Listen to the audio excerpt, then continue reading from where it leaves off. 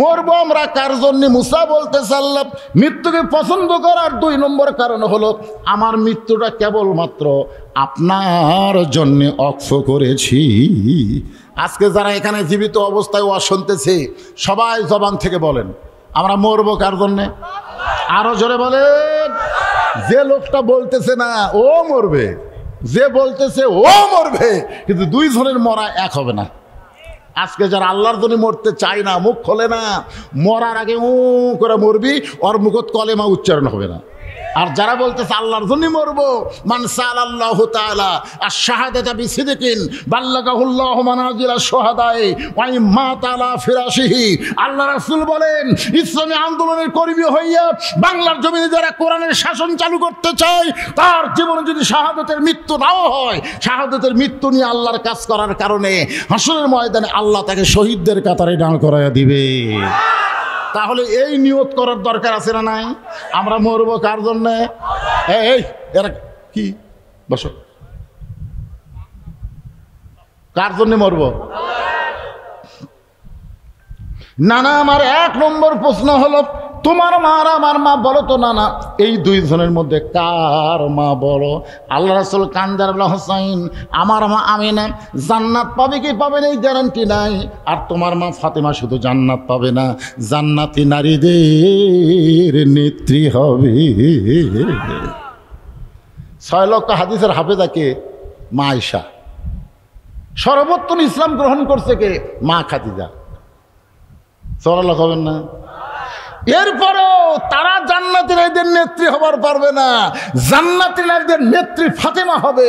এমনি এমনি একটাই আমল বেশি ছিল, পর্দা।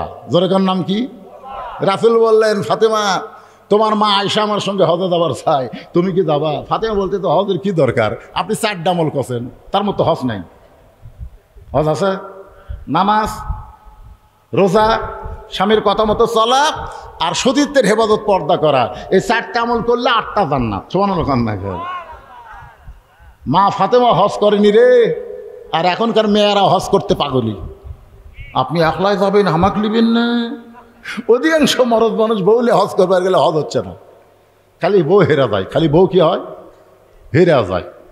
আমি তাই বলে বলতেছি না মা বোনদের হজ করা যাবে না, তা না। মা বোনদের হজ করা যাবে যখন তাদের উপর আল্লাহ হজকে ফরজ করে দিবে। ঠিক কিনা বলেন? এই কথাক্ষণ ঠিক কিনা? হ্যাঁ। তবে মা বোনরা ইচ্ছা করলেও আমরা করতে পারে। মা আয়েশা হজ করতে গেছিলেন, মা ফাতেমা হজ করেন নাই। কারণ হজ করতে গেলে অনেক সময় পর্দার খেলাপ হয়। হজ করাও ফরজ স্বাবলম্বীর জন্যে, আর পর্দা মানা হলো দায়মি ফরজ। এই 2 ফরজের মধ্যে পর্দার গুরুত্ব বেশি। ধরে কোন কথা ঠিক কথা কন না কেন? অনেকে বলে হুজুর এখনকার মেয়েরা মসজিদে জামাতের সাথে নামাজ পড়বার চায়। বর্তমানে কিছু শায়েক বার আছে, এই শায়েকেরা মেয়েদেরকে মসজিদে আনার ব্যাপারে জনগণকে উৎসাহ দিচ্ছে। ধরে কোন কথা ঠিক কিনা? কতগুলো মরদ আর ফেসবুকে মুফতি হয়ে বলতেছে মেয়েরা সাথে নামাজ পড়লে তো ভালোই হয়, যুবকদেরকে আর বেড়া ঘুরতে দেখা যাবে না, মসজিদে তারা নামাজ আসবে মেয়ে মানুষ দেখার জন্য। জোরেখান কথা ঠিক কিনা? আজকের মাহফিলে কিন্তু অনেক মেয়েরা আইছে, সব মেয়েরা কেউ আসন বেড়াইছে, অনেক মেয়েরা এসে যুবকরে মিস কল দিছে আজকে ওয়াজের নামে আমরা কিছু একটা কর্ম। জোরেখান কথা ঠিক কিনা? তাই রে ওয়াজ শুনবার আইসা তারা সবচাইতে খারাপই করতেছে। কোনো বডিগার্ড নাই, কোনো গার্ড নাই। একটু মনোযোগ দিয়ে শুনবেন। আল্লাহ রাসূল বলে হোসাইন আমার মায়ের চাইতে তোমার মা ফাতেমা আল্লাহর কাছে কোটি কোটি গুণ বড়।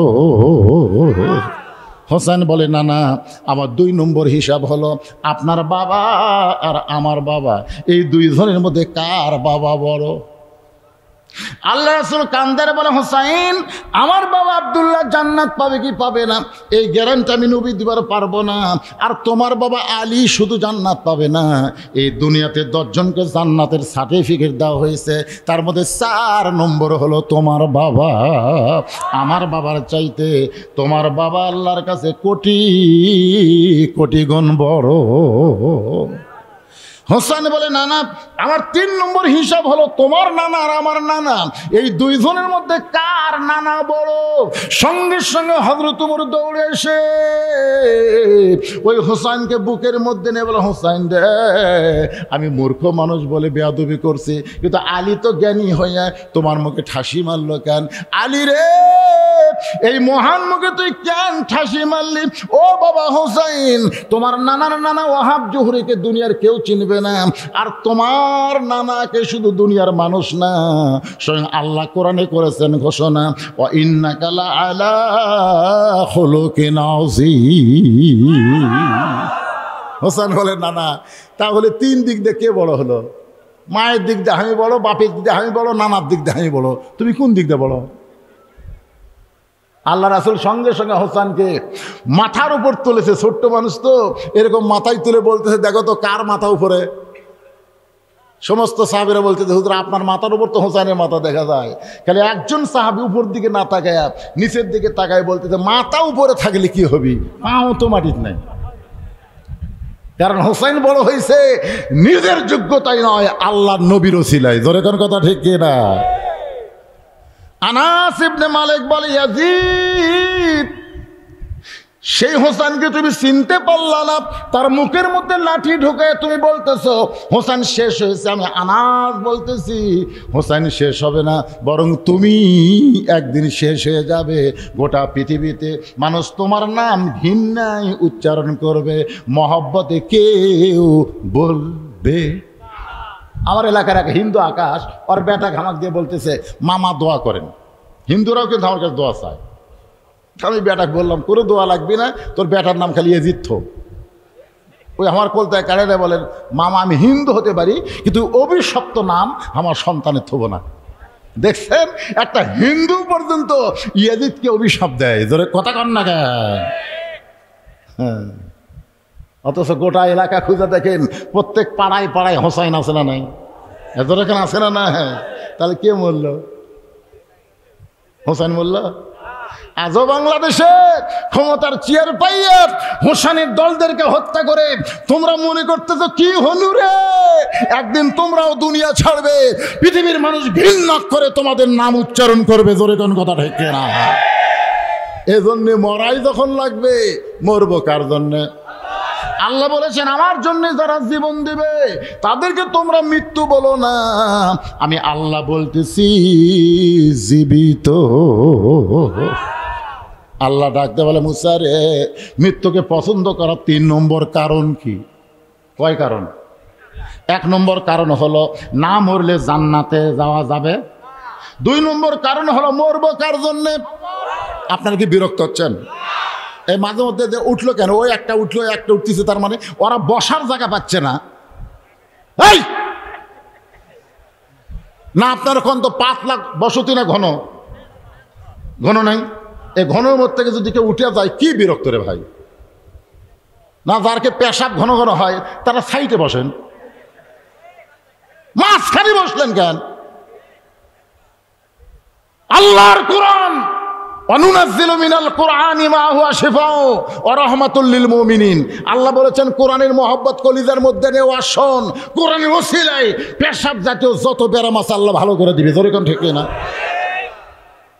আপনি কি কবার চান? কোরআনের পাওয়ার কম না বেশি? আর সেই কোরআনে ওয়াজ শুনতেছেন মৃত্যুকে পছন্দ করার 3টা কারণ, 2টার কারণ কেবল কইছি, 3 নম্বর মজার কারণ এখনো বলিনি। উঠেন কেন ভাই? সারা রাত চলবি না? সারা রাত কেন চলবে? কেমন করে ঘুমাও তুমি ফজর করে কাজা, এমনও হতে পারে তোমার জোহরে জানাজা। তখন আমরা বলবো ফজর কাজা হওয়ার কারণ হলো আমরা ওয়াজ শুনছি, আর ওয়াজ শোনার পরে এমন ঘুমায় গেছি আমরা চেতন পাইনি। এই জন্যে আপনাদের এলাকায় খেয়াল করে দেখবেন মসজিদের কোনো মুয়াজ্জিন ওয়াজ শোনে না।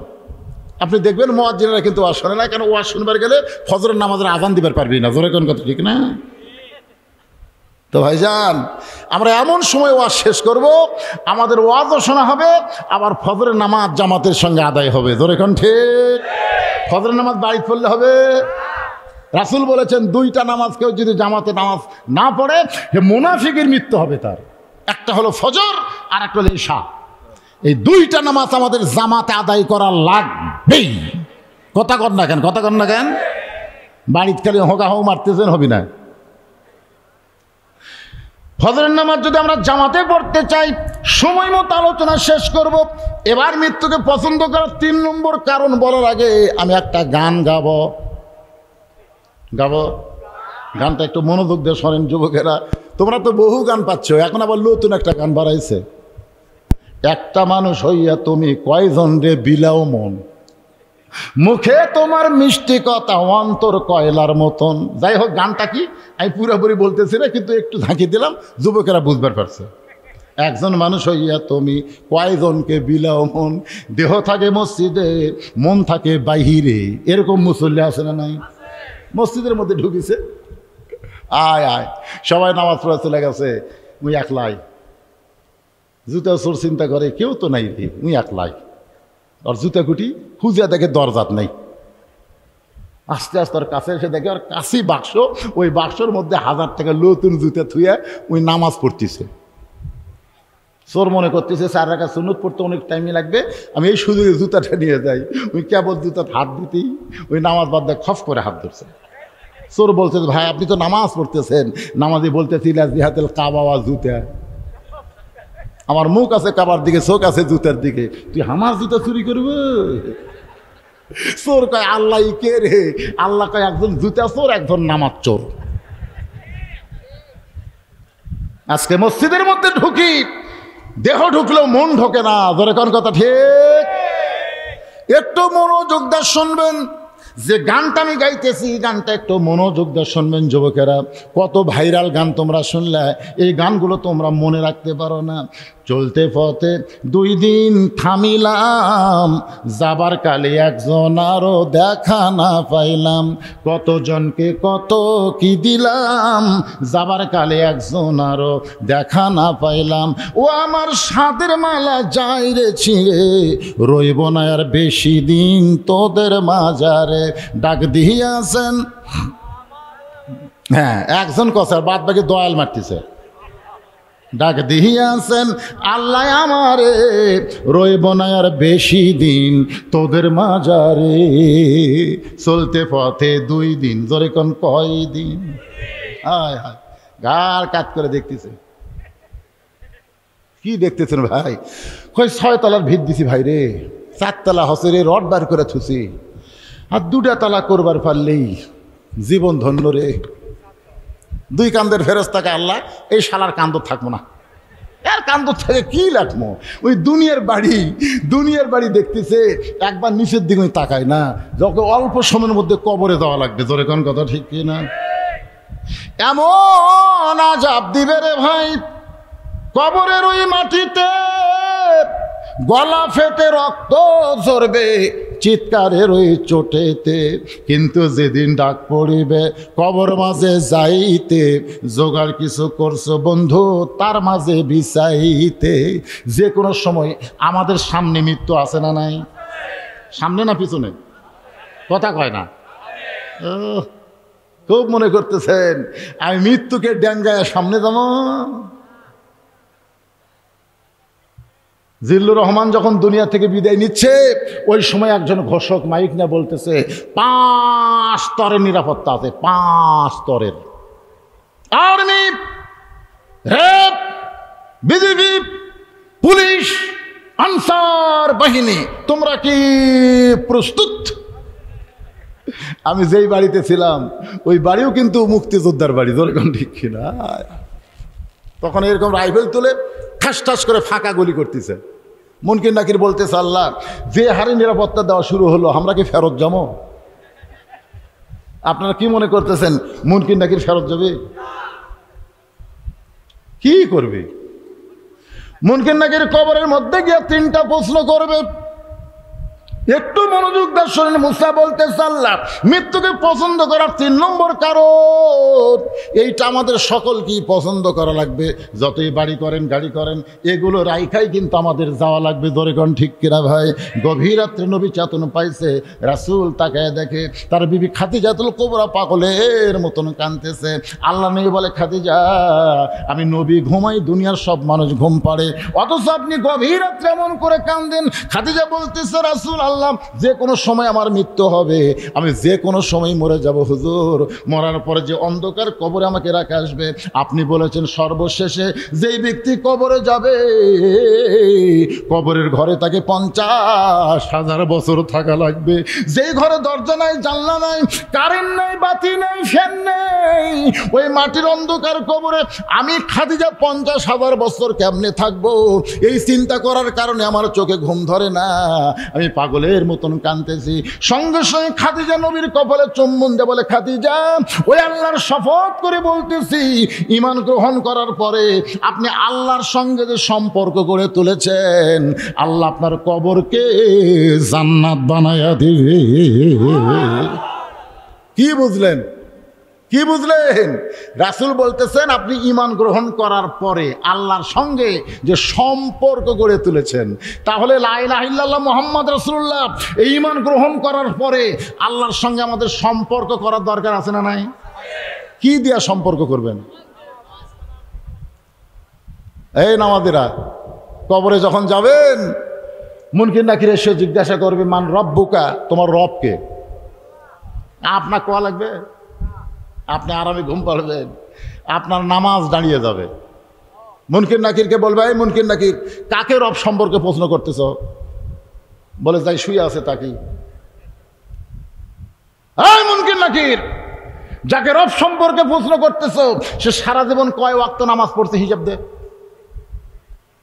মুনকির নাকির বলে, আমাদের কাছে তো ক্যালকুলেটর নাই। তো ক্যালকুলেটর নাই তো কিসের রব?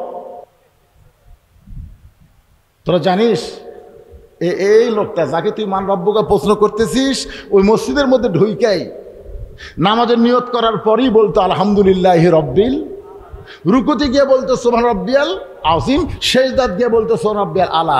দুনিয়াতে যে এত রব রব করে কেবল কবরতে এসে একটা আরামের ঘুম দিছে, এটা কি প্রশ্ন রে?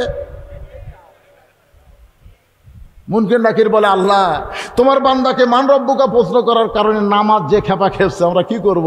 আল্লাহ বলতেছে নামাজ না কবর আইছে, তার রবের উত্তর হয়ে গেছে। আজকে কারা কারা ঈশার নামাজ পড়েননি? না আমি বলতেছি না, হাত তোলেন, সেটা বলতেছি না। আপনাকে বিবেক আছে না নাই? সবচাইতে বড় আদালতের নাম কি? সেই বিবেককে প্রশ্ন করেন। আপনি ইচ্ছা করে এশার নামাজ না পড়ে ওয়াজ শুনতেছেন, ফজরের আগে যদি আপনার মৃত্যু হয়, রাসূল বলেছেন মান তারাকা সালাতু মুতাম্মিদান ফাকাত কাফারা, ইচ্ছা করে এক ওয়াক্ত নামাজ যে বাদ দিল আল্লাহর সঙ্গে কুফরি করলো। নিজের বিবেককে প্রশ্ন করেন। ভাই এশার নামাজ না পড়ে আপনি বিছানায় ঘুমাতে যান, একটু মনোযোগ দিয়ে শোনা লাগবে। রাসূল বলেন, খাদিজা ওই আল্লাহর শপথ করে বলতেছি, ঈমান গ্রহণ করার পরে আপনি আল্লাহর সঙ্গে যে সম্পর্ক গড়ে তুলেছেন, আল্লাহ আপনার কবরকে জান্নাত বানায় দিবে। ঈমানের পরে আল্লাহর সঙ্গে সম্পর্ক করতে গেলে 1 নম্বর ইবাদতের নাম হলো নামাজ। জোরে বলেন, নাম কি? এই 5 ওয়াক্ত নামাজ আমাদেরকে আদায় করা লাগবে। মসজিদের পাশে মাহফিল, এত সুন্দর মসজিদ, পুরাতন মসজিদ, এই মসজিদটা শুধু বানাইলে হবে না, মসজিদ ভরান লাগবে। জোরে কোন কথা ঠিক? বর্তমান প্রধানমন্ত্রী 564টা মসজিদ বানা দিয়েছে। পৃথিবীর কোনো প্রধানমন্ত্রী এত মসজিদ বানায়নি যেটা বাংলাদেশের প্রধানমন্ত্রী বানালো। আপনার বলেন তো, এতগুলো মসজিদ না বানায় যদি সিনেমা হল বানিয়ে দিত, কথা কন না কেন? পারত না। এবার ঈদে 10টা ছবি মুক্তি পাশে, হল পায়নি। খালি শাকিব খানের রাজকুমার পাশে, বাদ বাকি পায়নি। আগে 600টা হল ছিল, আর এখন হলের সংখ্যা মাত্র 90টা। আস্তে আস্তে সিনেমা হল ভাঙ্গা মানুষ মার্কেট বানাচ্ছে, মানুষ মসজিদ বানাইছে। আমি শুনলাম নরসিংদীতে এক সিনেমা হল এখন মাদ্রাসা বানাচ্ছে। ধরে কেন? সুবহানাল্লাহ। একসময় সিনেমা হতো, আজকে সেখানে মাদ্রাসা হচ্ছে। তার মানে কি বুঝতেছেন? প্রধানমন্ত্রী মসজিদ বানাইছে, বানায় বাংলার মুসলমানকে দেখায় দিছে মসজিদ শুধু বানাইলেই হবে না, মসজিদে নামাজের দরকার আছে না নাই? মডেল মসজিদ চায় থেকে আমাকে দেখতেছে। আমরা যাওয়ার সঙ্গে আসসালামু মসজিদ থাক, আপনাকে আক্কেলপুরেই দেখবেন এই সোনার ভিতর দিয়ে আসতে একটা মসজিদ আছে না নাই? হ্যাঁ হ্যাঁ, কি মসজিদ? ও আমি ওদের গাড়ি থামে দেখি, আমি প্রধানমন্ত্রীকে অনুরোধ করব, খালি মসজিদ বানালে হবে না, এই মসজিদ ভরানোর একটা ব্যবস্থা করা লাগবে। ধর এখন কথা ঠিক কিনা? আল্লাহ কোরআনে বলেছে আল্লাযীনা ইম্মাক্কান্নাহুম ফিল আরদ, মুসলমানের মধ্যে কাউকে যখন ক্ষমতা দেওয়া হবে, মুসলমানের মধ্যে কেউ যদি প্রধানমন্ত্রী হয়, তার ১ নম্বর দায়িত্ব হলো পদ্মা সেতু নির্মাণ করা, ১ নম্বর দায়িত্ব হলো ৫৬৪ মসজিদ করা, ১ নম্বর দায়িত্ব হলো আটো রাস্তা ওসার করা, ফুল লাইন রাস্তা করা। এগুলো একটাও ১ নম্বর দায়িত্ব না। ১ নম্বর দায়িত্ব হলো আকামুস সালাত, নামাজ কায়েম করা। ধরে কোন কথা ঠিক কিনা? আজকে প্রধানমন্ত্রী যদি ঘোষণা করে এত সুন্দর মডেল মসজিদ বানানো হয়েছে, আজান দেওয়ার পরে মুসলমান দাবি করে, অথচ মসজিদের মধ্যে ঢোকে না, ওই জালেমদেরকে ধরো, ওদের পাছার কাপড় খুলে ৫টা করে বাড়ি মারো। আপনারা বলেন তো সবচাইতে বড় জালেমকে? আজান শোনার পরে মুসলমান দাবি করে, নামাজ পড়ে না, এর চাইতে বড় জালেম আর দুনিয়াতে নাই। ধরে কোন কথা ঠিক? কথা কন না কেন? পুলিশদেরকে বলতেছে ওই আজান দেওয়ার সময় যারা বাহিরে ঘুরতেছে ধরে পাছার ওপর ৫টা করে বাড়ি বসাও। আজকে আমি পুলিশ ভাইকে বলবো, আলেমদেরকে না ধরে জালিমদের ধরেন। ধরে কোন কথা ঠিক না? উল্টা হয়ে গেছে, উল্টা হয়ে গেছে। জালেমদের না ধরে আলেমদের ধরতেছে।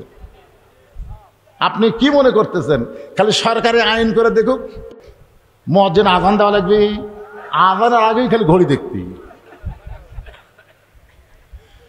আমি সরকার প্রধানকে বলবো, শুধু মসজিদ বানালে হবে না, আল্লাহর সঙ্গে সম্পর্ক গড়াইতে গেলে আমাদের যুবকদেরকে নামাজ আদায় করা লাগবে। হয়তো বলতেছেন হুজুর যুবক বয়সে কেন? আর নামাজ এমন একটা ইবাদত ভাইজান, এইটা সব বয়সে হয় না। নামাজটা ধরতে হবে ৭ বছর থেকে তালিম, আর ১০ বছর থেকে জোর করে। এই নামাজটা যদি আদায় করতে পারেন, সম্পর্ক হবে কার সাথে? রাসূল বলে, খাদিজা ওই আল্লাহর শপথ করে বলতেছি, ঈমান গ্রহণ করার পরে আল্লাহর সঙ্গে সম্পর্ক করেছেন, আল্লাহ আপনার কবরকে জান্নাত বানাইয়া দিবে। খাদিজা বলতেছে, ইয়া রাসূলুল্লাহ, আমার বিশ্বাস আমার কবর আল্লাহ জান্নাত বানাই দিবে, কিন্তু হুজুর আপনার কাছে যদি কিছু চাই আপনি কি আমার দিবেন না? রাসূল বলে, খাদিজা নাউজুবিল্লাহ, ৩ বার বলো নাউজুবিল্লাহ, নাউজুবিল্লাহ, নাউজুবিল্লাহ। নবী বুঝাই দিলেন, কেউ যদি কিছু পাবার চাও, আল্লাহ ছাড়া নবীর কাছেও চাওয়া চলবে। আল্লাহর ধন নবীরে দিয়ে, আল্লাহ আছে গায়েব হইয়া, নবীর ধন খাজানিয়া শুয়ে আছে আজমিরে, কেউ ফিরে না খালি হাতে, খাজারে তোর দরবারেতে। ইয়াকা নাবুদু ওয়া ইয়াকা নাস্তাইন। নামাজের মাধ্যমে বান্দার সম্পর্কে আল্লাহর কাছে এমন হবে, ওই বান্দা জীবন দিবে, কিন্তু আল্লাহ ছাড়া অন্য কারো কাছে সাহায্য চাবে না। জোরে কোন কথা ঠিক কিনা? একমাত্র সাহায্য করার মালিক কে? ফিলিস্তিনি মুসলমান প্রতিদিন মসজিদে যায়, কেউ নামাজ আদায় করার পারে, আর কেউ দুনিয়া থেকে বিদায় নেই, প্রতিদিন যায়। ঈদের দিনেও গুলি করা হলো, ১২২ জন ফিলিস্তিনি মুসলমানকে ওরা হত্যা করলো। এরপরেও মুসলমান কিন্তু যাওয়া বন্ধ করে দেয়নি। কেন যাচ্ছে? কেউ আদায় করতেছে নামাজ, আর কেউ আল্লাহর কাছে পৌঁছে যাচ্ছে। ধরে এখন সুবহানাল্লাহ। একটু মনোযোগ দেন। খাদিজা বলে, রাসূলুল্লাহ, আপনি ৩ বার নাউজুবিল্লাহ বলার কথা কেন বললেন? ৩ বার নাউজুবিল্লাহ বলার কথা কেন বললেন? রাসূল বলে, খাদিজা আল্লাহ ছাড়া নবীর কাছেও চাওয়া চলবে না। খাদিজা বলে, হুজুর আপনার কাছে এমন একটা জিনিস চাই, সেইটা আল্লাহর দেওয়ার মতন ক্ষমতা নাই। নবী সঙ্গে বলে, খাদিজা আপনি আমার কাছে কি চান যেটা আল্লাহ দিবার পারবে না? খাদিজা বলে, হুজুর আপনি দীর্ঘ ৩৭ বছর পর যখন গাড়ে সুরের মধ্যে ঢুকলেন, ওই গাড়ে সুরের মধ্যে আপনি একটা সাধনা করলেন, ওই সাধনা করার পরে আল্লাহ তাআলা কোরআনের 5টা আয়াত প্রথম আপনার উপর নাজিল করলো। প্রথম কোরআনের 5টা আয়াত, জোরে বলেন কয় আয়াত? খেয়াল করেন, হুজুর আপনি আর গাড়ির সুরের মধ্যে যান, গাড়ি হীরার মধ্যে যান নাই, জাবালে নূরের মধ্যে আপনি যান নাই। আপনি আসার পরে আমি খেয়াল করে দেখলাম আপনি পরনের যে জুব্বাটা, যেই জুব্বা পরা অবস্থায় ফেরেশতা জিবরাইল আপনার সঙ্গে কোলাকুলি করছে, যেই জুব্বা পরা অবস্থায় আল্লাহ তাআলা আপনার উপর কোরআন আয়াত নাজিল করছে, ওই জুব্বাটা আপনি যত্ন করে রাইখা দিয়েছেন।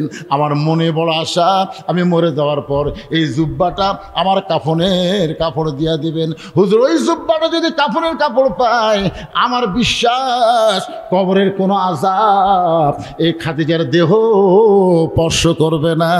কারণ এই জুব্বা সাধারণ কোনো জুব্বা না, ওই জুব্বার সঙ্গে আল্লাহর কোরআনের সম্পর্ক রয়েছে। মুসা বলতেছে আল্লাহ মৃত্যুকে পছন্দ করার 3 নম্বর কারণ। এই কারণ বলবার জন্য একটা গান গাইছি, গানটা আপনারা বুঝবার পারছেন কিনা জানি না। ভাইজান একটু মনোযোগ দিয়ে শুনবেন। ওই 3 নম্বর কারণ বলার আগ দিয়া আমি মা খাদিজাকে আপনাদের সামনে উপস্থাপন করে খাদিজা বলতে যে হুজুর যার সাথে কোরআনের সম্পর্ক আছে তার দাম বেড়ে যায়। আমি সেই কোরআনের পরশের জুব্বাটা আমার কাফনের কাপড় হিসাবে দিবার চাই। আপনারা বলেন তো এই কোরআনের সম্পর্ক যার সাথে তার দাম কম না বেশি? বেশি। একই কাঠের কাঠ দিয়ে 3টা জিনিস বানাচ্ছে, একটা হলো খাট, একটা সোফা আর একটা রেহাল। আপনারা বলেন তো 3টার মধ্যে দাম বেশি কার? রেহালের। আপনাকে যদি বলা হয় ভাই ওই খাটটা দিয়ে রেহালটা লাও তো, আমি আজকে বলতেছি বাইতুল মুকাদ্দাস আর বাইতুল্লাহ। রাসূল বললেন বাইতুল্লাহর দাম বেশি আর বাইতুল মুকাদ্দাসের সম্মান বেশি। বাইতুল্লাহ আব্রাহা বাদশা ধ্বংস করবার আইছিল, আবাবিল পাখি দিয়ে আল্লাহ সাইজ করে দিছে। আর বাইতুল মুকাদ্দাস ইহুদিরা দখল করবার চায়, এ পর্যন্ত আল্লাহ আবাবিল পাখি পাঠায়নি, 32,000 ফিলিস্তিনকে তারা হত্যা করেছে। জোরে কথা কন না কেন? বর্তমান প্রধানমন্ত্রী পর্যন্ত আফসোস করেছে ওরা শিশু বাচ্চাদেরকে টার্গেট করে হত্যা করতেছে। কারণ ফিলিস্তিনের এক মা বলেছে পৃথিবীর অনেক মায়েরা সন্তান জন্ম দেয় আর আমরা কোনো সন্তান জন্ম দেই না, আমরা একটা মুজাহিদের জন্ম দেই। জোরে কোন সুবহানাল্লাহ। এই কথা বলার পর থেকেই ইহুদিরা টার্গেট করছে এই বাচ্চাগুলোকে সাইজ করা লাগবে। প্রায় 20,000-এর মতন ছোট বাচ্চাদেরকে তারা হত্যা করছে। ওই বাচ্চারাই হবে সৈনিক। আর আমাদের বাচ্চাগুলো সব মোবাইল দিয়ে ভাত খায়, মোবাইল ছাড়া কান্না বন্ধ হয় না। যেরকম কথা কন না কেন? আমাদের গুলা মাল হচ্ছে মাল। এরা বড় হলে কি হবে আল্লাহ ভালো জানে। কি 7 বছর থেকে নামাজের তালিম দেওয়া লাগবে। রাজি আছেন? কথা কন, রাজি আছেন? 10 বছর থেকে জোর করে নামাজ ধরান লাগবে। আপনি যদি আপনার সন্তানকে নামাজ ধরাবার পারেন, ওর হাতে যতই 4G 5G মোবাইল দেন, ওই কোনোদিন অশ্লীল ভিডিও দেখবে না। দরজা বন্ধ করে দেখবার চাইলে ইমান বলবে পাগলা তোর বাপ মা ঘুমালে কি হবে, আল্লাহ ঘুমায়নি রে। কি করতেছে? একমাত্র নামাজই পারে মানুষকে যাবতীয় খারাপি থেকে বাঁচাই দিতে। তাই আমাদের যুবকগুলোকে নামাজি বানানোর দরকার আছে না নাই? দরকার আছে না নাই? প্রধানমন্ত্রীকে আমি ধন্যবাদ দিব যে শুধু মসজিদ বানান না, মসজিদে মুসল্লি ভরার একটা আইন করার দরকার আছে। আইন করলে সবই হয়। করোনা যখন আইছিল আমরা সারা জীবন ওয়াজ করছি 3 জায়গায় ফাঁক রাখা যাবে না, তার মধ্যে একটা হলো কাতারে কোনো ফাঁক রাখা যাবে না। আমি সারা জীবন ওয়াজ করলাম ফাঁক বন্ধের। এক চৌকিদার এসে বলতে ভাই মসজিদে 5 ওয়াক্ত নামাজ 10 জনের বেশি ঢোকা নিষেধ, জুমার দিনে 12 জনের উপর চলবে না। পরের জুম্মায় দেখি রং লিয়ে আসে 2 হাত পর পর দাগ দিয়ে দিচ্ছে। আমি বললাম চৌকিদার সাহেব কি করেন? বলে হুজুর ফাঁক ফাঁক করে নামাজ পড়া লাগবে। সারা জীবন ওয়াজ করলাম ফাঁক বন্ধ করো, আর করোনা এসে ফাঁক করে দিল। আমি যদি বলি ভাই ফাঁক বন্ধ করেন, না হুজুর মর্ম নাকি? আপনি বলেন তো মারার মালিককে? ধরে কান মারার মালিককে? কিন্তু করোনা এসে বোঝা গেল যে আল্লাহর কোনো পাওয়ার নাই, সব পাওয়ার হলো করোনার। সেই সময় কিন্তু প্রাইমারি বন্ধ ছিল, কিন্তু হাফেজি মাদ্রাসা একটাও বন্ধ ছিল না। আপনারা জানেন করোনার সময় প্রাইমারি কি কথা কন না কেন, প্রাইমারি বন্ধ, হাফেজি মাদ্রাসা চলে। ওই সময় অনেক ছোট ছোট বাচ্চাদেরকে আমার মাদ্রাসায় ভর্তি করে দিল। আমি বাবাদেরকে বললাম খবর কি, বলে প্রাইমারি কোন দিন খুলবে হুজুর জানি না, এরা তো শয়তান হয়ে যাচ্ছে, এই জন্য আপনার মাদ্রাসায় ভর্তি করে দিলাম। একে একে 37 জন ছাত্র যখন ভর্তি হলো, একদিন আমি ছাত্রদের নিয়ে মসজিদে দোয়া করলাম, আল্লাহ এই করোনা আরও 3 বছর থাক। সবাই বলে হুজুর এই দোয়া কেন, বলে করোনা যত থাকবে সব প্রাইমারি বন্ধ হবে, মাদ্রাসাগুলো চালু হবে। জোরে খান কথা ঠিক কিনা? এই যে এবার ভোটে ফেল করছে হাসানুল হক ইনু, নাম শুনছেন? উনি প্রধানমন্ত্রীকে বললেন যে প্রাইমারির ছোট ছোট বাচ্চা করোনা হওয়ার কারণে যদি বন্ধ হয়ে যায়, হাফিজি মাদ্রাসাও বন্ধ করা দরকার, কারণ ওখানে তো ছোট ছোট বাচ্চারা পড়ে। প্রধানমন্ত্রী বললেন প্রাইমারি হলো নাপাক আর হাফিজি মাদ্রাসা হলো পাক। পাককে কোনোদিন করোনা ধরে না, করোনা ধরে নাপাকদেরকে। জোরে কোন কথা ঠিক কিনা? সেদিন থেকে হাসানুল হক ইনু আর মিনন এরা দুইজন নাস্তিক অনুবীক্ষণ যন্ত্র নিয়ে খোঁজা শুরু করলো। কোনো এক হাফিজি মাদ্রাসায় যদি দেখলে একটা ছাত্র মরে, সেটাই প্রধানমন্ত্রীর সামনে তুলে ধরবে। কিন্তু আল্লাহর কি কাম, গোটা বাংলাদেশের কোনো মাদ্রাসার একটা বাচ্চা করোনা হয়ে মারা যায়নি। ধরে কোনো কথা ঠিক কিনা? কারণ কি? কারণ হলো আপনি সকালবেলা গিয়ে দেখবেন ওরা পেশাব করতেছে, আপনি দেখেন না কেন? পেশাব করবার যায় কি কাজ? কে রে বাবা এত কাশিস কেন? পেশাব নিংড়াই হুজুর। না কাশলে পেশাব নিংড়িবি? পানি খরচ করে উজু করে, উজু করলে কেন? আল্লাহর কোরআন সব পড়ি হুজুর, পবিত্র না হলে কোরআন ধরা যাবে? ছোট ছোট বাচ্চারা পেশাব করে পানি লাই, উজু করে আল্লাহর কোরআন হাতে নিচ্ছে, সুবহানাল্লাহ কন, কোরআনের সাথে সম্পর্ক করতেছে। আর প্রাইমারির গুলা পিঠের ওপর ব্যাগলা খাড়া হয়ে পেশাব করতেছে। আমি বললাম কে রে পাগলা, বস রে বস, বসে থাকে পেশাব কর, খাড়াও করিস কেন? কোন ক্লাসে পড়িস? তুইও পড়িস? চাচা তো কেমনে পেশাব করা লাগে তোর স্যার শিখাইনি? বসে থাকে খর। চাচাকে যে কি কন, প্রাইমারি পেশাবখানা যায় দেখি আমার স্যারই খাড়া পেশাব করে, চাচা আমার স্যারই করে। এখন আপনি বলেন আপনার মাসুম বাচ্চাকে আপনি আগডুম বাগডুমের সাথে সম্পর্ক করবেন না আল্লাহর কোরআনের সঙ্গে সম্পর্ক রাখবেন? কোরআনের সঙ্গে সম্পর্ক যদি করতে চান একটু মনোযোগ দেন। খাদিজা বলে রাসূলুল্লাহ ওই কাপড়টা, জুব্বাটা আমার কাফনের কাপড় হিসাবে যদি দেন, ওই কোরআনের পরশ থাকার কারণে আমার কবরে যত আযাব আসুক না কেন আমার দেহ আযাব স্পর্শ করবে না। রাসূল বলে খাদিজা আমি নবী বলতেছি, ঈমান গ্রহণ করার পরে আল্লাহর সঙ্গে যে সম্পর্ক করে চলেছেন, আল্লাহ আপনার কবরকে জান্নাত বানাই দিবে। মুসা বলতেছে আল্লাহ মৃত্যুকে পছন্দ করার 3 নম্বর কারণ হলো এই দুনিয়া থেকে আমাদের যাওয়াই লাগবে। দুনিয়া হলো ক্ষণস্থায়ী, আখিরাত হলো চিরস্থায়ী। এই দুনিয়া হলো ক্ষণস্থায়ী, আখিরাত হলো চিরস্থায়ী। মৃত্যুর মাধ্যমে মৃত্যুকে পছন্দ করার 3 নম্বর কারণ হলো এই ক্ষণস্থায়ী জীবনের পরিসমাপ্তি হবে, চিরস্থায়ী জীবন আল্লাহ আমাদেরকে দিয়ে দিবে। আপনারা সত্যি করে বলেন তো, দুনিয়ার জীবন চিরস্থায়ী না ক্ষণস্থায়ী? আর আখিরাত আপনাদের কাছে কোনটা ভালো, ক্ষণস্থায়ী না চিরস্থায়ী?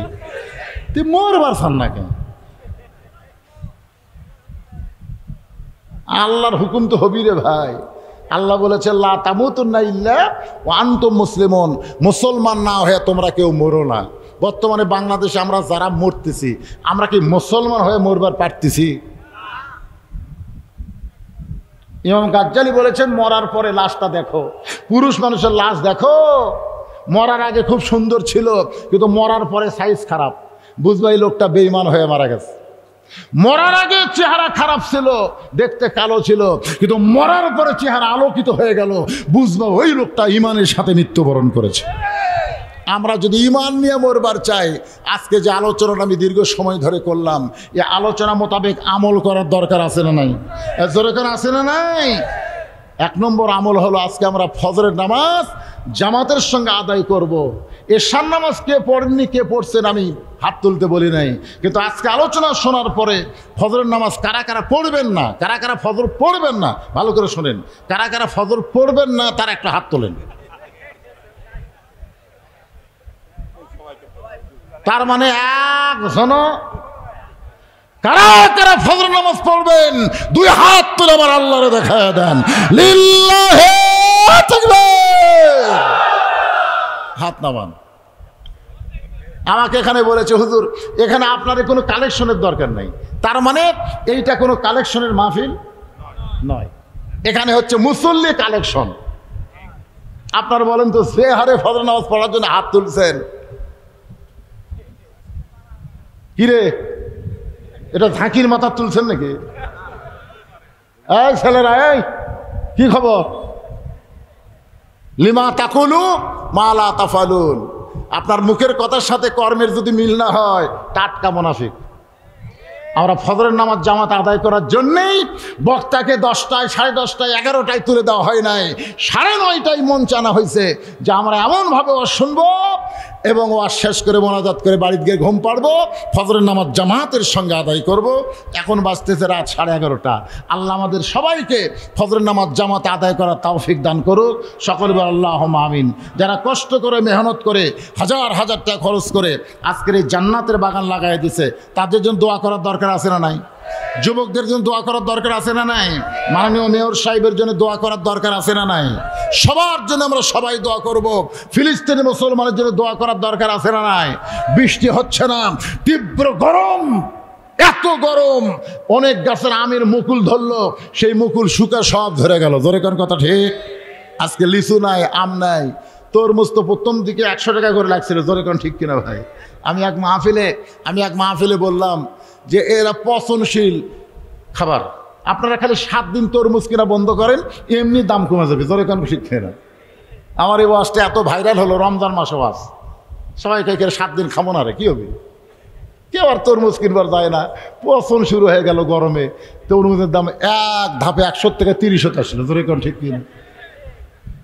আমাদের বাংলাদেশে কতগুলো অসাধু ব্যবসায়ী সময় মতো তারা দাম বাড়ায়, আবার গরমের কারণে তরমুজের দাম কিন্তু বাড়তিছে। ধরে কোন কথা ঠিক কিনা? কত এই আবার 60 গেছে। তো এই যে তীব্র তাপদাহ চলতেছে, আমি আবার দেখলাম যে মে মাস থেকে নাকি আরো তাপ বাড়বে। আপনারা কোনদিন শুনছেন বাংলাদেশে 44 ডিগ্রি তাপমাত্রা শুনছেন? হায় হায় রে, আজকে দুবাই বন্যা হলো আর বাংলাদেশে পানি হয় না। পানি হওয়ার জন্য দোয়া করার দরকার আছে না নাই?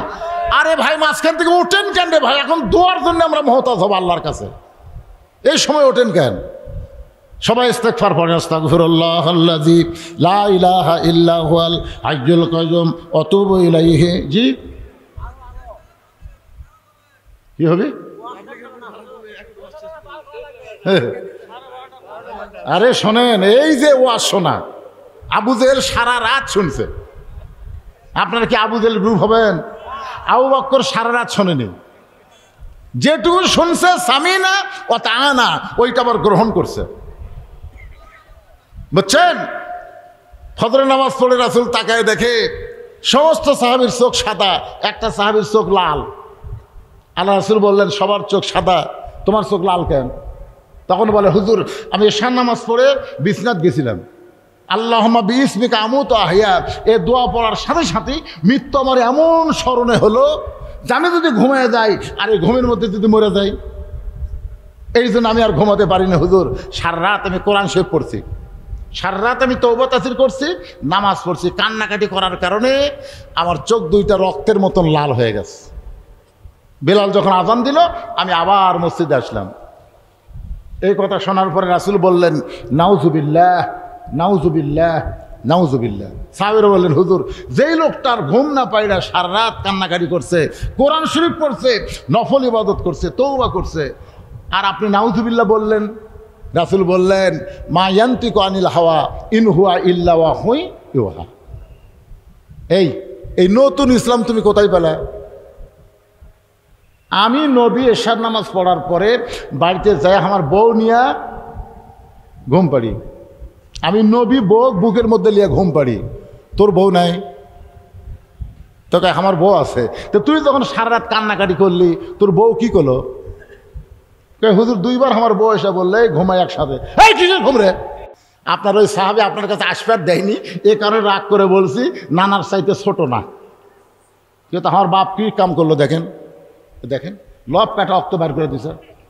রাগ করে বলছি নানার চাইতে অনেক বড়।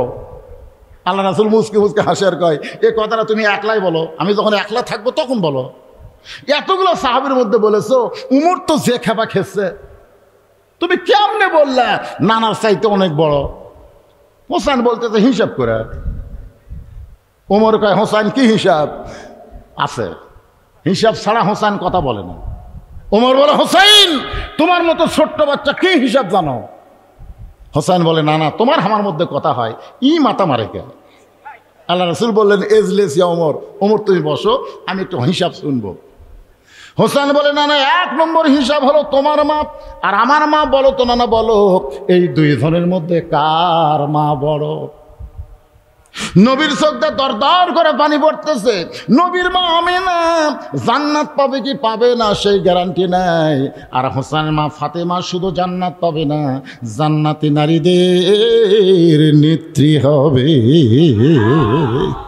আমার মায়েরা যারা পর্দার অন্তরালে বসে ওয়াজ শুনতেছেন, মা প্রত্যেক জুমার দিনে সানি খুতবা ইমাম সাহেব মুসল্লিদের সামনে উচ্চারণ করে সাইদুল আহলেল জান্নাত, সাইয়্যিদাতুন নিসাই আহলেল জান্নাত ফাতেমাতুজ জোহরা, জান্নাতি নারীদের নেত্রী হবে।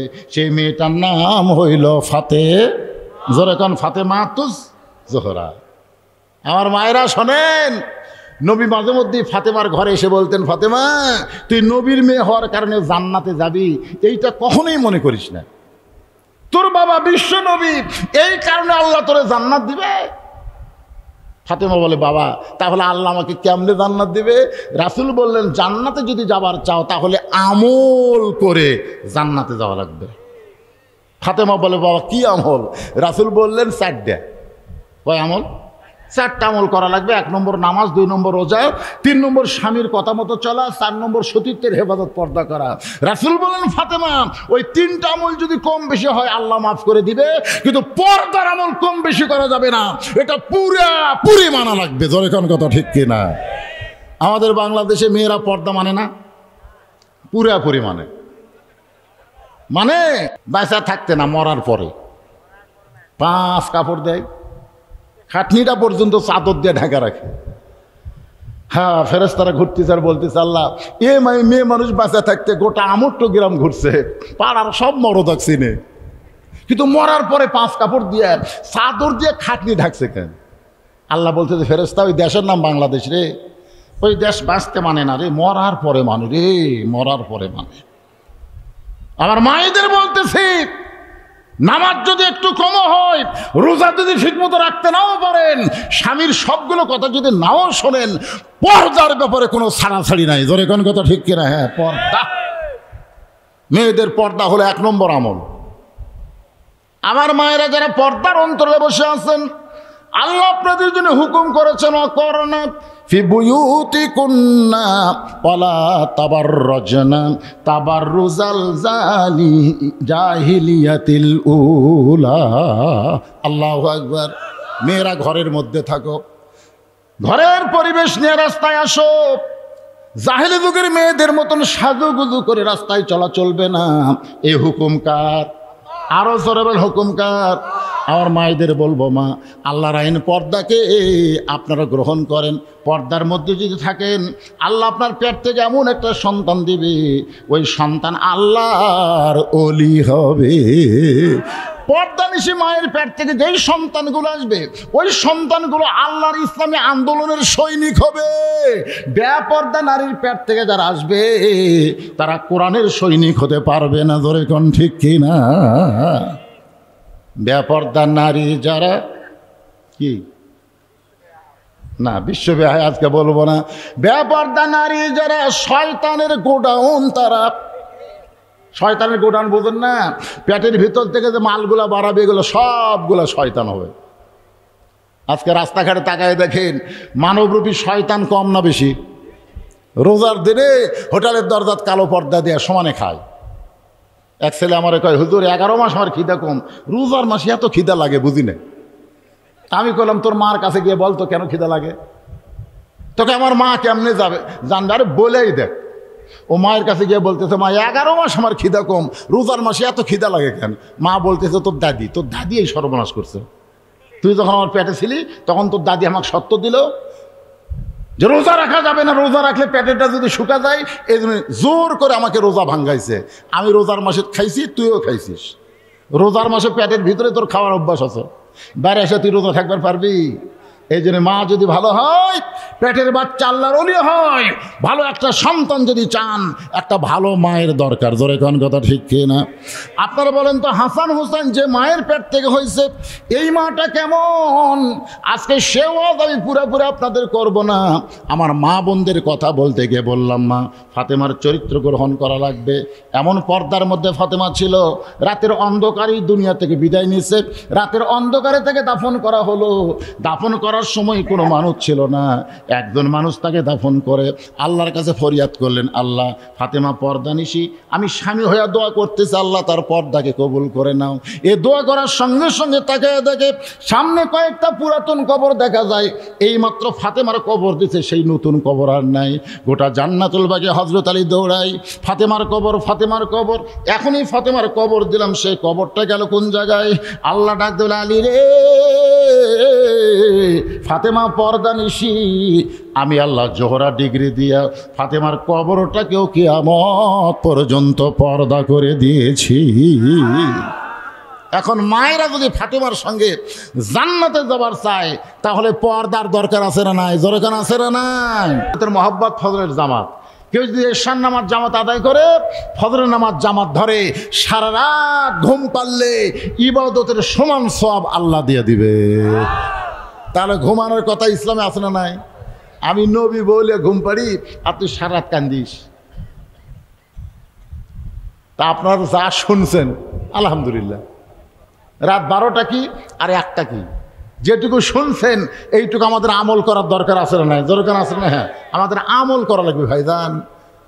এই যারা বলতেছে না 12টা 1টা পর্যন্ত, খুঁজলে দেখেন ওর মসজিদও দেখা যায় না। আপনি খুঁজে দেখেন, এই সকল লোক ও আর শোনার পটু, কিন্তু আমল করার পটু না।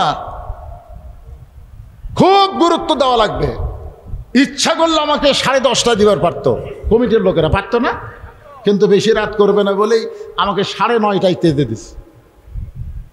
আমরা সেই জুয়ান কি বয়স নাই যে ঘড়ির দিকে না তাকায় ঘন্টার পর ঘন্টা ওয়াজ করবো? সেই বয়স আছে? ওয়াজের বয়স হলো 38 বছর রে, এখন রিটায়ার করা লাগবে। 1-1 ঘন্টার উপর ওয়াজ চলবে না আর। আজকে আপনি করো 2 ঘন্টা শুনে দিলেন, কয় ঘন্টা? 9:30 থেকে এখন 11:40 বাজতেছে, 2 ঘন্টা ওয়াজ হলো। আলহামদুলিল্লাহ কন, জোরে কন আলহামদুলিল্লাহ। সারা রাত ওয়াজ শুনবি। আল্লাহুম্মা সাল্লি আলা মুহাম্মদ, আল্লাহুম্মা বারিক আলা মুহাম্মদ। মোনাজাতের পরে আমার লেখা একটা বই আছে, সুন্নাতের বাগান, মাত্র 50 টাকা হাদিয়া। এটা কিন্তু বইয়ের দাম না, হাদিয়া আমার এতিমদের জন্য আপনারা দিবেন, বিনিময়ে বইটা পাবেন। 50 টাকা হাদিয়া দান করার সওয়াব, আর বিনিময়ে বইটা আপনারা পাবেন। মোনাজাতের পরে আপনারা নিয়ে যাবেন। আল্লাহুম্মা আমিন, আল্লাহুম্মা আনতাস সালাম ওয়া মিনকাস সালাম, তাবারাকতা ইয়া যাল জালালি ওয়াল ইকরাম। মাবুদ, সেই মাগরিবের নামাজের পর থেকে কঠিন গরমকে উপেক্ষা করে তোমার বান্দা বান্দিরা আল্লাহ আরামের বাড়ি ঘুমকে বাদ দিয়া আল্লাহ জান্নাতের বাগানে বসে বসে আলোচনা শোনার শেষে আমি গুনাহগারের সঙ্গে রহমতের দরজায় ফকির হয়ে দোকানা হাত তুলেছি। মেহেরবানি করে আজকের মাহফিল আমাদের সকলের হেদায়েতের জন্যে, নাজাতের জন্যে, জান্নাতের জন্যে কবুল করো। এই মাহফিলের শুরু থেকে শেষ পর্যন্ত যতটুকু আলোচনা হয়েছে, এর মধ্যে যদি ত্রুটি হয়, ভুল হয়, মাফ করে দিও। এর যা হাদিয়া মঞ্জুর করো সোনার মদিনায় নবী পাকের রওজা মোবারকে আল্লাহ কবুল করে নিও। মদিনা কত সুন্দর নাম মদিনা, মদিনার মানুষটা যে কত সুন্দর ছিল। ইমানের হালে কেউ যদি তার চাঁদ ভরা মুখ একবার দেখতে পায়, আল্লাহ তার জন্য জাহান নামের আগুন হারাম করে দেয়।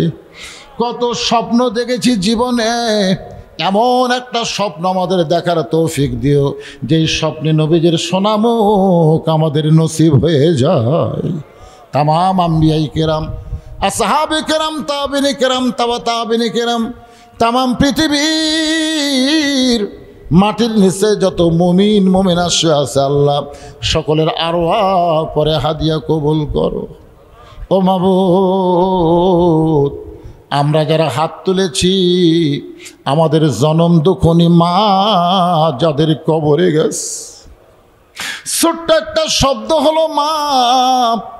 এই নামের যে কি মধু, যাদের মা নাই তারাই বুঝতেছে।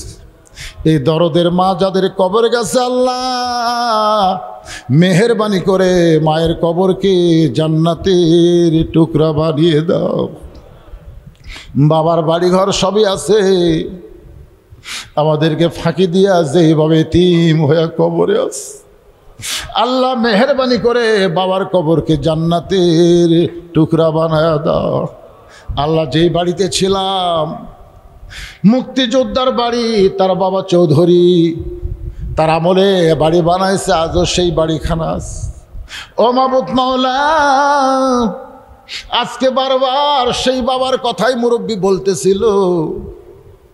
বাবার কথা এখন মুখে উচ্চারণ করা যায়, কিন্তু বাবা নাই রে, অন্ধকার কবরে গেছে, মা নাই রে, কবরে গেছে। আল্লাহ তোমার দরবারে বলি, রব্বির রাহমহুমা কামা রব্বায়ানি সগীরা। আমাদের দাদা দাদি, নানা নানি, আত্মীয় স্বজন, শ্বশুর শাশুড়ি যাদের কবরে গেছে, আল্লাহ কবরবাসীদের মাফ করে দাও। এই পশ্চিম আমট্ট মসজিদকে কিয়ামত পর্যন্ত কবুল করো। তোমার যেই বান্দারা কষ্ট করে মেহনত করে গরমের দিনে জান্নাতের বাগান লাগাইছে, তাদের সকলকেই জান্নাতি কবুল করো। এই মাহফিলের জন্য যারা সর্বাত্মক সহযোগিতা করেছে, বুদ্ধি দিয়া, পরামর্শ দিয়ে, অর্থ দিয়ে, আল্লাহ এই মাহফিল ওসিলায় তাদের সকলকে জান্নাতি কবুল করো। আজকের মাহফিলের সম্মানিত সভাপতিকে আল্লাহ তুমি কবুল করো। আজকের মাহফিলের সম্মানিত প্রধান অতিথিকে, মেয়র সাহেবকে আল্লাহ তুমি কবুল করো। আমার প্রশাসনের ভাইরা, এই আক্কেলপুর থানার প্রশাসনের ভাইরা যারা মাহফিলের ব্যাপারে সর্বাত্মক সহযোগিতা করেছে, আল্লাহ তাদের প্রতি তুমি খাস রহমত করো। যেই ছেলেরা ভলেন্টিয়ারের দায়িত্ব পালন করেছে, রাস্তা দিয়ে গাড়ি চলাচল করতো, গাড়ি ঘোড়া বন্ধ করে দিয়া মাহফিলের সৌন্দর্য যারা বর্ধন করেছে, আল্লাহ তাদের সকলকে 5 ওয়াক্ত নামাজি কবুল করো। আল্লাহ মায়েদের জন্য দোয়া করি, আল্লাহ আমার মায়েরা পর্দা নিশি কবুল করো। এমন পর্দা গ্রহণ করার তৌফিক দাও, মা ফাতেমার সঙ্গে যেন আমার মায়েরা জান্নাতি হয়, আল্লাহ কবুল করো। আমি সহ আমরা যারা অসুস্থ হাত তুলেছি, আল্লাহ সুস্থতার নিয়ামত দান করে দাও। অনেকে অনেকভাবে দোয়া চেয়েছে, আল্লাহ সকলের হকে দোয়াকে কবুল করো। আল্লাহ গোটা বিশ্বের মুসলমানকে হেফাজত করো। ফিলিস্তিন মুসলমানকে আল্লাহ তুমি বিজয় দাও। তোমার বাইতুল মুকাদ্দাস মুসলমানকে তুমি দিয়ে দাও। আল্লাহ আল্লাহ আসমানের বালা আসমানে নাও, জমিনের বালা জমিনে দাবায়া দাও। রহমতের বৃষ্টি বর্ষণ করো। আল্লাহ আল্লাহ তোমার নবী বলেছেন, তীব্র গরম যখন বেড়ে যায়, জাহান্নামে নিঃশ্বাস তখন সেখানে চলে আসে। আল্লাহ আমাদের পাপে আমাদেরকে গ্রেফতার করো না, আল্লাহ আমাদের মাফ করে দাও। আল্লাহ আমাদের মাফ করে দিয়া রহমতের বৃষ্টি বর্ষণ করো। বৈশাখের ঝড় বৃষ্টি দিও না আল্লাহ, কোনো গজব দিও না। মাঠে ময়দানে যে ফসলগুলো আছে, আল্লাহ নিরাপত্তার সাথে ফসলগুলো মুসলমানের আমাদের সকলের বাড়িতে আসার তৌফিক দিয়ে দাও। আল্লাহ আক্কেলপুরে ব্যবসা বাণিজ্যের মধ্যে যারা লিপ্ত আছে, ব্যবসা বাণিজ্যে বরকত দিয়ে দিও। চাকরি বাকরিকে করলে চাকরির মধ্যে বরকত দিয়ে দিও। মজুর খেতে খামারে কাজকাম করে, আল্লাহ তাদের দৈহিক শক্তি বাড়ায় দাও। সবাইকে 5 ওয়াক্ত নামাজি কবুল করো। এ মসজিদকে কবুল করো, ঈদগাহ মাঠকে কবুল করো। আল্লাহ মাহফিল কমিটিকে কবুল করো। যারা কষ্ট করে মেহনত করে এত সুন্দর আয়োজন করেছে, আল্লাহ তাদের সকলকে তুমি মাফ করে দাও। আল্লাহ সুবহানা রাব্বিকা রাব্বিল ইজ্জাতি আম্মা ইয়াসিফুন ওয়া সালামুন আলাল মুরসালিন আলহামদুলিল্লাহি রাব্বিল আলামিন। ওয়াজাল আখিরাতি কালিমাতুন ইনদাল মাউতি লা ইলাহা ইল্লাল্লাহু মুহাম্মাদুর রাসূলুল্লাহ।